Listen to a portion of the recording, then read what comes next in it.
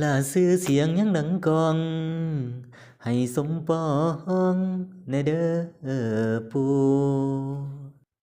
พระธาตุพนไผก็ฮู้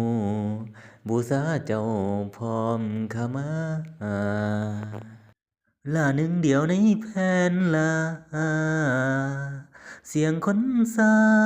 เนาะดังไกลสองฝั่งของเล่าวไทยได้หลั่งไหลมาหาเจ้าลูกมาขอเรามาเผาธาตุพลเฮาองค์ยิ่งใหญ่บารมีศักดิ์สิทธิ์หลายอยู่แห่งใดไผก็ฮู้สวยสู้คำและลำดูบ่าวอินทาบอกให้ฮู้วอนปู่ให้ผลักดันลูกสวรรค์มาวอนหาให้เมตตาในเด้อท่านจากแดนสวรรค์ถิ่นจำพนั้นบ้านเกิดเมืองนอน ลูกมาขอพรพระนิจรจากบ้านมาไกล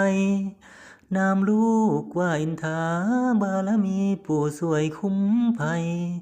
ผู้แทนคำเลืองดังไกลคนไกลไกลอาศัยเพิ่งพา บ้านเกิดอยู่เหล่ามาคาลูกสาวนาฐานะจนหนี้สินวุ่นวนขอให้มนต์ผู้ช่วยบรรเทา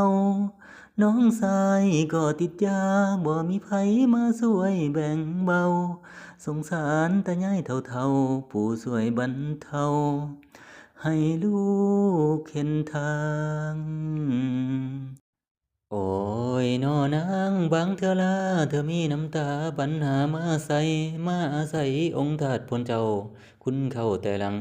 ย้ำเมื่อครั้งอุกอังในใจ ลูกบ่มีทางไปคิดหาคุณเจ้า ปัญหาเข้าในหัวใจแน่นอังเบิดความหวังหาที่พึ่งบ่ได้ผู้ช่วยเบิ่งแยงคนบ่แรงสตาปูดังไกคนบ่แรงสตาปูดังไกให้มีโชคมีชัยถือหวยหลายล้าน ธาตุโพนจงช่วยบันดาลหนุ่มสวรรค์คนพระเนจร ชีวิตดังบทละคร ลูกมาวอนให้ผู้เมตตา แต่งเพลงออกผลงานใด ให้ดังไกลแผ่นเพลงไหลมา นักห้องคนจนบ้านนา สวยเถิดนาผู้แทนคำเลืองมนต์ขลังดังกระเดือง คนสองเมืองเพิ่งพาอาศัย เป็นศูนย์รวมใจแค่ไกลๆพี่น้องไทยลาวสาวเมืองใส่บูทองแดนสวรรค์ยินดีหับเจ้า ลูกหลานมาขอวอนเว้าสวยบรรเทา ให้หายโรคภัย โอ้ยน้อนายถวายดอกไม้พร้อมกับเทียนไขดอกไม้5 คู่พระธาตุพนศักดิ์สิทธิ์หาผู้สู้คำสวยดันสวยลูกนั้นสานต่อผลงานสวยลูกนั้นละสานต่อผลงานลูกสวรรค์เมืองคำให้ผู้นำเห็นค่าแต่งเพลงท่าหาเงินมาใส่